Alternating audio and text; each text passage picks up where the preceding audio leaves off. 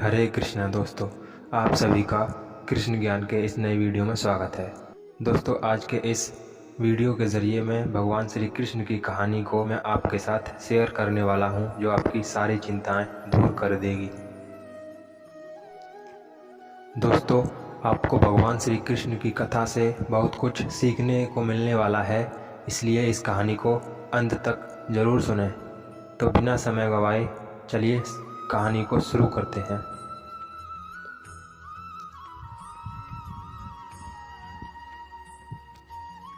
इस कहानी की शुरुआत होती है एक बिजनेसमैन से, जो अपने बिजनेस को लेकर काफ़ी चिंता किया करता था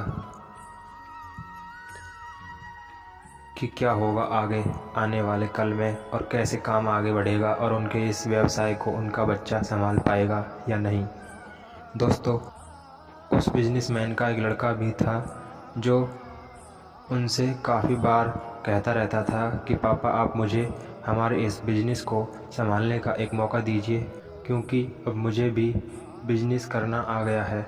लेकिन वो व्यक्ति कभी भी अपने बेटे को मौका नहीं देता। दोस्तों, एक दिन इस बिजनेसमैन को दिल का दौरा पड़ जाता है और इसके चलते उनको हॉस्पिटल में भर्ती किया जाता है। जैसे ही ये खबर उनके बेटे को पता चलती है, उनका बेटा दौड़कर हॉस्पिटल में पहुंचता है। बेटा हॉस्पिटल में पहुंचने के बाद उसने ये देखा कि उसके पापा अब एडमिट हैं और डॉक्टर्स ने उससे ये कहा कि आपके पापा अब पहले से थोड़ा ठीक हैं और धीरे धीरे करके वो अब रिकवर हो जाएंगे।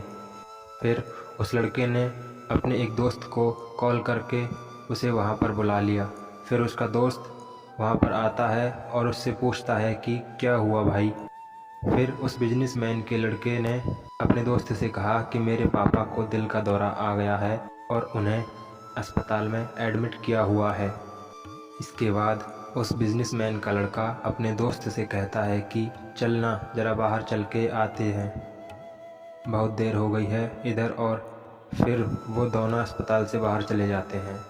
जब वो दोनों अस्पताल से बाहर निकले तब उनको एक आइसक्रीम वाला दिखाई देता है।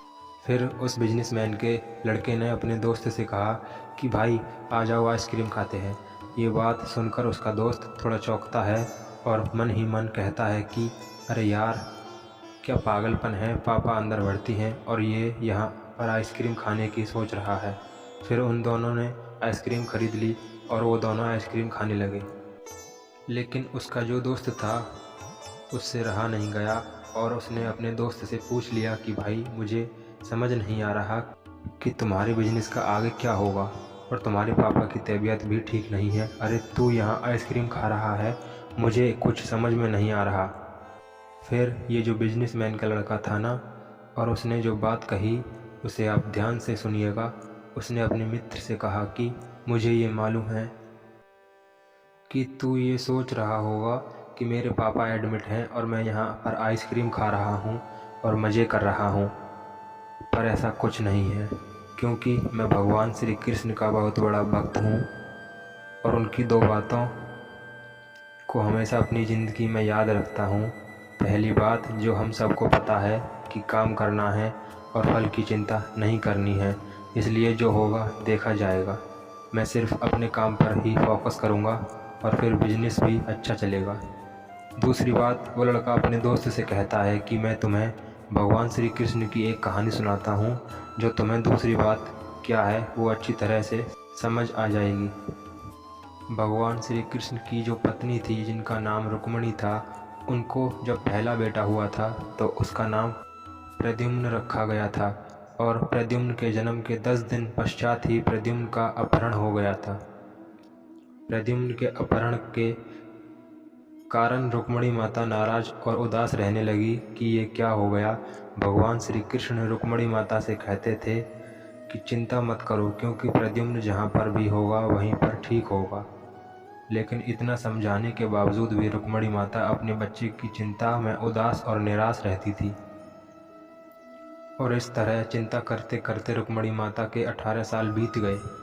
18 साल के बाद द्वारका में जब प्रद्युम्न की वापसी हुई और जब प्रद्युम्न द्वारका में वापस आए तो उनके साथ में उनकी पत्नी मायावती भी थी। अब समस्या ये थी कि मायावती की उम्र प्रद्युम्न से 20 साल ज़्यादा थी। प्रद्युम्न के वापस आने पर रुक्मिणी माता पहले तो खुश हुई कि बच्चा वापस आ गया, और फिर से दुखी हो गई क्योंकि इतनी बड़ी लड़की से शादी की। इसलिए रुक्मिणी माता फिर से भगवान श्री कृष्ण से जाकर के कहने लगी कि ये क्या हो गया। फिर भगवान श्री कृष्ण ने रुक्मिणी माता से कहा कि जो हो गया उसको स्वीकार कर लो और आगे बढ़ो और चिंता मत करो। लेकिन माँ रुक्मिणी ये कह रही थी कि बड़ी लड़की से शादी क्यों कर ली, और ये ही लड़की मिली थी क्या, और इस बात को स्वीकार नहीं कर पा रही थी। इसके कारण 7 साल तक माँ रुक्मिणी जी दुखी और निराश, और 7 साल के बाद रुक्मिणी माता ने ये स्वीकार कर लिया कि प्रद्युम्न ने जो यह शादी करी थी वो ठीक ही, और इसके लिए ज़्यादा चिंता करने की ज़रूरत नहीं है, और उस शादी को उन्होंने स्वीकार कर लिया। दोस्तों, एक तरीके से माँ रुक्मिणी माँ ने अपने ज़िंदगी के 26 साल उदासी में बिताए। इस कहानी को ख़त्म करते हुए वो लड़का अपने दोस्त से बोला कि मैंने अब स्वीकार करना सीख लिया है, क्योंकि भगवान श्री कृष्ण जी कहते हैं कि जो हो रहा है उसे स्वीकार कर लो, ज़िंदगी अपने आप सहज हो जाएगी। दोस्तों, ये छोटी सी भगवान श्री कृष्ण की कहानी जो हमें 2 बड़ी बातें सिखाती है, और यही 2 बातें मैं आपके साथ शेयर करना चाहता था कि हमारी ज़िंदगी में जो कुछ भी घटता है उसे स्वीकार करना सीख लीजिए, और फिर ज़िंदगी अपने आप सहज हो जाएगी। जय श्री कृष्ण।